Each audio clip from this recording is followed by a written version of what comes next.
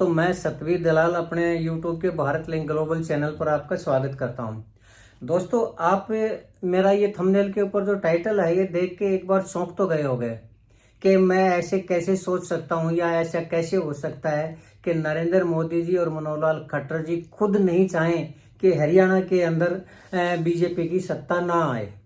तो इसके लिए हो सकता है एक बार आप पढ़ के ने एक बार ये सोचा होगा आपने कि पत्रकार महोदय पागल हो गए हैं, सोचने समझने की शक्ति खत्म हो चुकी है, इसलिए ऐसी उलझुल बातें लिख रहे हैं। लेकिन दोस्तों, जब मैंने हरियाणा की 90 सीटों का विश्लेषण किया और किस सीट से कौन जीत रहा है अपने सूत्रों से जब मैंने उसकी रिपोर्ट मंगवाई, तो मैं ये सोचने पर मजबूर हो गया कि वास्तव में ही ऐसा लग रहा है कि बीजेपी जो हाईकमान है हरियाणा और राष्ट्रीय हाईकमान है वो नहीं चाहते कि हरियाणा के अंदर बीजेपी की सत्ता आए। और अगर आप ये सोच रहे हैं कि ऐसा नहीं हो सकता तो आप मेरे इस वीडियो को लास्ट तक देखिए। मैं ये साबित कर दूंगा आपको कि वास्तव में मैं जो सोच रहा हूँ वो सही सोच रहा हूँ। और ऐसी स्थिति में जब हर पत्रकार, गोदी मीडिया की तो मैं बात नहीं कर रहा, लेकिन सोशल मीडिया पे एक से एक धुरंधर पत्रकार हैं जिनके मिलियंस के अंदर सब्सक्राइबर हैं, वो लोग ये जब घोषणा कर रहे हैं कि अब की बार चुनाव के अंदर जो कांग्रेस की सीट है वो 55 से 60 तक है, कोई 60 से ऊपर भी बता रहा है, कोई 50 से 55 तक बता रहा है और कोई 55 से 60 तक बता रहा है। हर पत्रकार का अपना अपना आकलन है जो कि गलत नहीं है, मैं उसको गलत नहीं मानता। लेकिन जब मैंने सारी सीटों का विश्लेषण किया, 90 सीटों का विश्लेषण किया, तो उसमें मेरे को ये समझ में आया कि ऐसी परिस्थिति बिल्कुल भी नहीं है कि कांग्रेस इसमें 55 से 60 या 50 से 60 के बीच में या 60 से ऊपर जो सीटें हैं वो जीत रही है। नहीं, ऐसा बिल्कुल भी नहीं है, मुझे ऐसा नहीं लगता। और मैंने जो सर्वेक्षण किया, जो आकलन किया, उसमें मेरे हिसाब से कांग्रेस को सीटें मिल रही है 25 से लेकर 30 तक और बीजेपी को सीट मिल रही है 20 से लेकर 25 सीटों तक। और ये वो सीटें हैं जिन पर बीजेपी भी दावा कर सकती है और कांग्रेस भी दावा कर सकती है कि ये सीटें हम क्लियर जीतने लग रहे हैं और इतनी सीटें हम जीत रहे हैं। तो अब 25 से 30 सीट तक अगर कांग्रेस जीतती है तो बहुमत तो उसको नहीं मिलेगा, और अगर 20 से 25 सीटें बीजेपी जीतती है तो वो भी बहुमत से बहुत ज्यादा दूर है। तो फिर ऐसी क्या परिस्थितियां हैं कि मैं ये बोल रहा हूं कि जब लोग 50 से 60 तक या 55 से 60 तक कांग्रेस की सीटें डिक्लेयर कर रहे हैं, तो मैं 25 से 30 के बीच में क्यों सीटें डिक्लेयर कर रहा हूं, क्यों कह रहा हूं कि कांग्रेस को 25 और 30 के बीच में सीट मिलेंगी, इससे ज्यादा सीटें नहीं मिलेंगी। तो सबसे पहले मैं अपनी बात को साबित करूं, इससे पहले दोस्तों मैं थोड़ा आकलन बताता हूं आपको कि मैं ये बातें क्यों कह रहा हूं।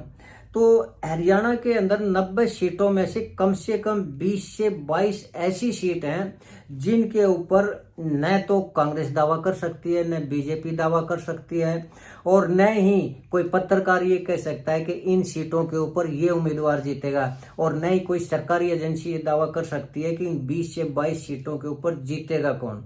तो ये ऐसी सीटें हैं जो फंसी हुई हैं और इसमें बिल्कुल भी ये नहीं कहा जा सकता है कि इनमें से कांग्रेस कितनी सीट लेके जाएगी, बीजेपी कितनी सीट लेके जाएगी।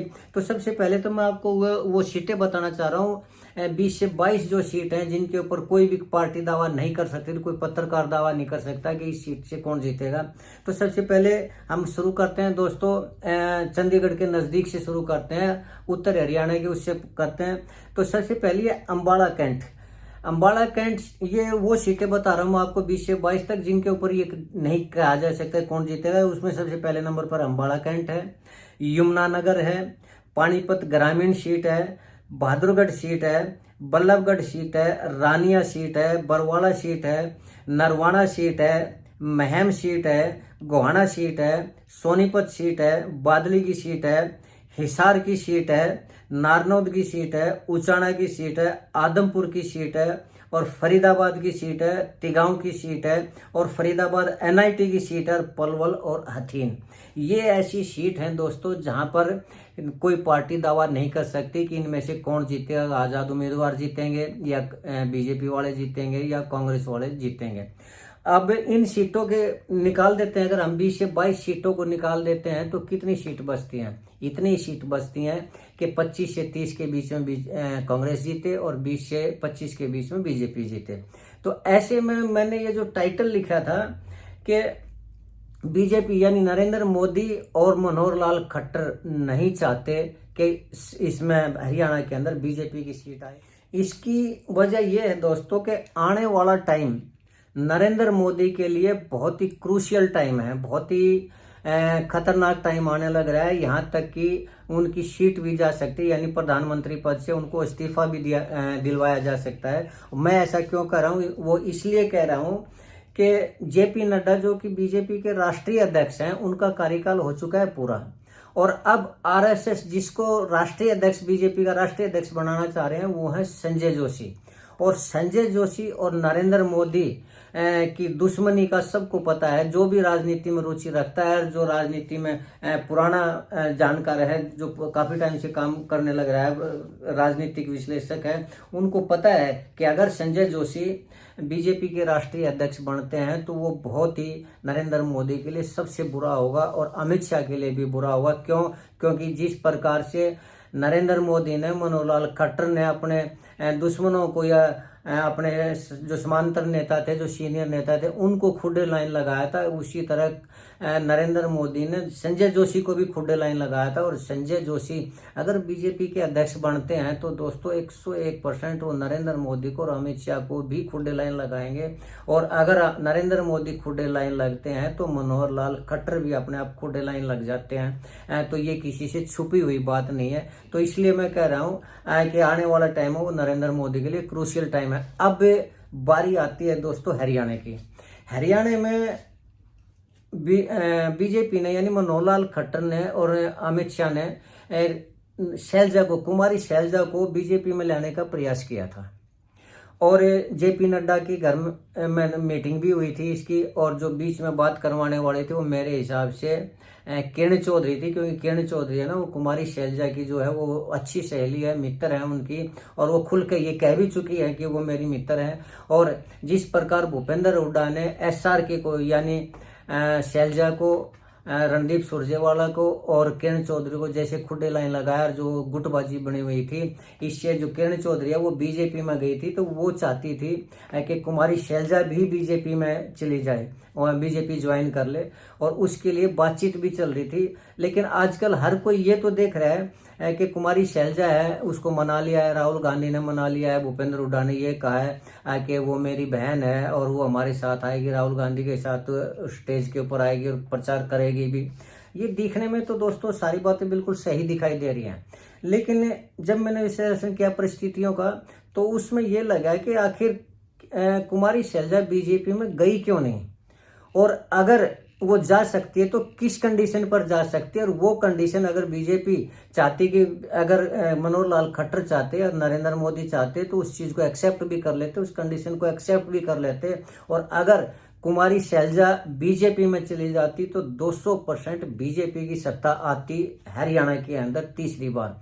मैं किस लिए कह रहा हूँ कि हरियाणा के अंदर दोस्तों 21% है ना, वो दलित समुदाय के वोट हैं, और 90 की 90 सीटों के अंदर लगभग हर सीट के ऊपर 10,000 से लेके 25,000 तक वोटरों की जो संख्या है वो दलित समुदाय की है। और एक सीट पर 10,000 से लेके 25,000 तक अगर वोट जिस भी उम्मीदवार को पड़ेंगे, उस सीट का आकलन करना कोई बड़ी बात नहीं है। और अगर कुमारी शैलजा बीजेपी में जाती तो निश्चित रूप से दलित समुदाय के सारे जो वोट थे वो बीजेपी को जाते। क्यों जाते और क्यों नहीं गई, तो उसके लिए ये है कि जो सौदेबाजी थी मेरे हिसाब से वो सौदेबाजी नहीं हो पाई। क्यों? अगर कुमारी शैलजा बीजेपी में जाती तो उसकी एक ही डिमांड थी और वो थी चीफ मिनिस्टर के पद की।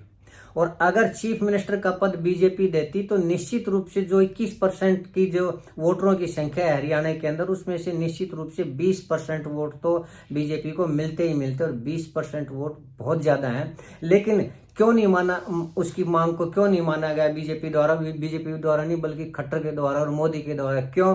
क्योंकि अगर सत्ता आती बीजेपी की तो चीफ मिनिस्टर बनना था मनोहर लाल खट्टर ने, और अगर चीफ मिनिस्टर बनती कुमारी शैलजा, तो जैसे मैंने बताया कि आने वाला टाइम संजय जोशी का टाइम आने वाला है और नरेंद्र मोदी के लिए क्रूशियल टाइम है। और ऐसे में नरेंद्र मोदी को जरूरत थी मनोहर लाल खट्टर की और एक स्टेट की, ताकि वो अपनी ताकत को दिखा सके। और अगर कुमारी शैलजा चीफ मिनिस्टर बनती तो वो ताकत किसी काम नहीं आती नरेंद्र मोदी की, और संजय जोशी उनके ऊपर हावी पड़ते। इसीलिए चाहते हुए भी और या चाहते हुए भी कुमारी शैलजा को चीफ मिनिस्टर की जो पोस्ट का ऑफर नहीं दिया गया। अगर बात किसी दूसरी पोस्ट की करें कि उप मुख्यमंत्री की, गृह मंत्री की, वित्त मंत्री की, तो ये जो पोस्ट हैं ये तो कुमारी शैलजा कांग्रेस में भी ले लेगी, राहुल गांधी से बोल कर ले लेगी, राहुल गांधी अपने आप दे देंगे। हाँ, यहाँ दोस्तों मैं राहुल गांधी की बात कर रहा हूँ, भूपेंद्र हुड्डा की नहीं कर रहा, क्योंकि अगर भूपेंद्र हुड्डा की बात करें तो भूपेंद्र हुड्डा तो कुमारी शैलजा को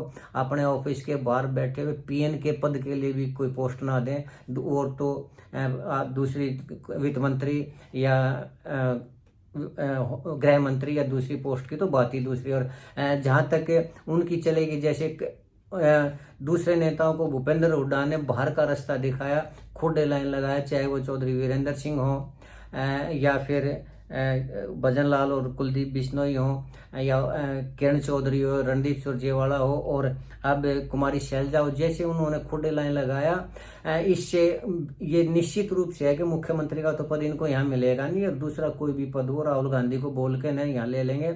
और राहुल गांधी उनको मुख्यमंत्री का पद छोड़कर, मुख्यमंत्री का पद छोड़कर, क्यों? क्योंकि कांग्रेस की सत्ता अगर आती है तो 200% भूपेंद्र हुड्डा सीएम बनेंगे, उसमें कुमारी शैलजा के लिए मुख्यमंत्री पद की कोई भी जगह नहीं है। क्यों? क्योंकि जब टिकटों का बंटवारा हुआ तो लगभग 70 से 75 सीटें हैं ना, वो भूपेंद्र हुड्डा की मर्जी से दी गई हैं। कुमारी शैलजा की जो मर्जी के जो सीट वो टिकट मिली है, वो टिकट लगभग 5 से 7 या 8 इस तरह की है, और 5 से 7 अगर वो जीत भी जाते हैं तो वो कुमारी शैलजा का समर्थन करके उसको मुख्यमंत्री नहीं बना सकते। और उसकी जो भूपेंद्र हुड्डा के जो समर्थक है वो जीत के आते हैं तो काफी बड़ी संख्या में होंगे। निश्चित रूप से अगर कांग्रेस की सरकार आती है तो भूपेंद्र हुड्डा ही सीएम होंगे। तो ऐसे में राहुल गांधी के चाहते हुए भी मुख्यमंत्री की सीट कुमारी शैलजा को नहीं मिल सकती। और अगर कुमारी शैलजा जाती बीजेपी में तो उसकी सिर्फ एक ही डिमांड थी, वो थी मुख्यमंत्री पद की, और मुख्यमंत्री पद की ऑफर वो दे नहीं सकते बीजेपी, मनोहर लाल खट्टर या नरेंद्र मोदी दे नहीं सकते। क्यों? क्योंकि अगर किसी भी सूरत में अगर ऐसी परिस्थितियां बनती हैं कि बीजेपी की सरकार आए तो निश्चित रूप से मुख्यमंत्री तो मनोहर लाल खट्टर ही बनेंगे, और दूसरी किसी पद की शैलजा को जरूरत नहीं है। तो मैं इसलिए कह रहा हूँ कि अगर बीजेपी उसको मुख्यमंत्री पद का ऑफर देती तो निश्चित रूप से ये 20 से 22 सीटें हैं ये बीजेपी को मिलती। और जो आज 20 से 25 सीटों की जो मैं कह रहा हूँ, अगर उसमें 20 से 22 सीटें और जोड़ दी जाती हैं तो बीजेपी को निश्चित रूप से सत्ता मिलती, तीसरी बार वो हैट्रिक लगाती और बीजेपी की गवर्नमेंट भी बनती। लेकिन आने वाले टाइम की जो परिस्थिति है, मैंने बताया कि अगर संजय जोशी बीजेपी के राष्ट्रीय अध्यक्ष बनते हैं तो वो किसी भी सूरत में नरेंद्र मोदी के लिए और अमित शाह के लिए किसी भी सूरत में वो स्थिति है वो उनके पक्ष में नहीं है, उनके विपक्ष में है वो। इसलिए कुमारी शैलजा का जो वो ऑफर है या फिर उनकी जो डिमांड थी वो नहीं मानी गई मुख्यमंत्री पद के लिए, और इसलिए कुमारी शैलजा बीजेपी में नहीं जा पाई। और अब जो ना जाने की वजह से अब क्लियर है कि हरियाणा के अंदर कुमारी शैलजा के और दलित वोटों के होते हुए निश्चित रूप से बीजेपी की सरकार आएगी। और ये जो मैंने बताया कि 20-22 जो सीटें फंसी हुई हैं, इनमें भी अगर कुमारी शैलजा बीजेपी में जाती तो इनमें सीटें, ये 20-22 सीटें भी निश्चित रूप से बीजेपी के खाते में जाती, जो कि अब मेरे हिसाब से अगर निर्दलीय उम्मीदवार भी जीतते हैं तो भी वो कांग्रेस के साथ ही जाएंगे। क्यों? क्योंकि मेजोरिटी होगी कांग्रेस की होगी, और कांग्रेस की मेजोरिटी होने से निर्दलीय जितने भी जीतेंगे उनका समर्थन उनको मिलना ही मिलता। और दलित वोट जो है उन दलित वोटों का भी जो ध्रुवीकरण होगा वो कांग्रेस की तरफ होगा। और तो इसलिए मैं कह रहा हूँ कि अगर मनोहर लाल खट्टर अगर सीएम बनते तो वो बीजेपी के हक में होता, नरेंद्र मोदी के हक में होता, मनोहर लाल खट्टर के हक में होता। और इसलिए अब नई परिस्थितियां बन रही तो मुख्यमंत्री पद का ना देने की यही वजह है कि आने वाले टाइम में जो ज़रूरत है वो खट्टर की जरूरत है, जो कि नरेंद्र मोदी और जो उनकी आपस में मित्रता है, गहरी मित्रता है, उसके कारण जो जरूरत पड़ेगी वो शैलजा की जरूरत नहीं है, उनको इसके मनोहर लाल खट्टर की जरूरत है।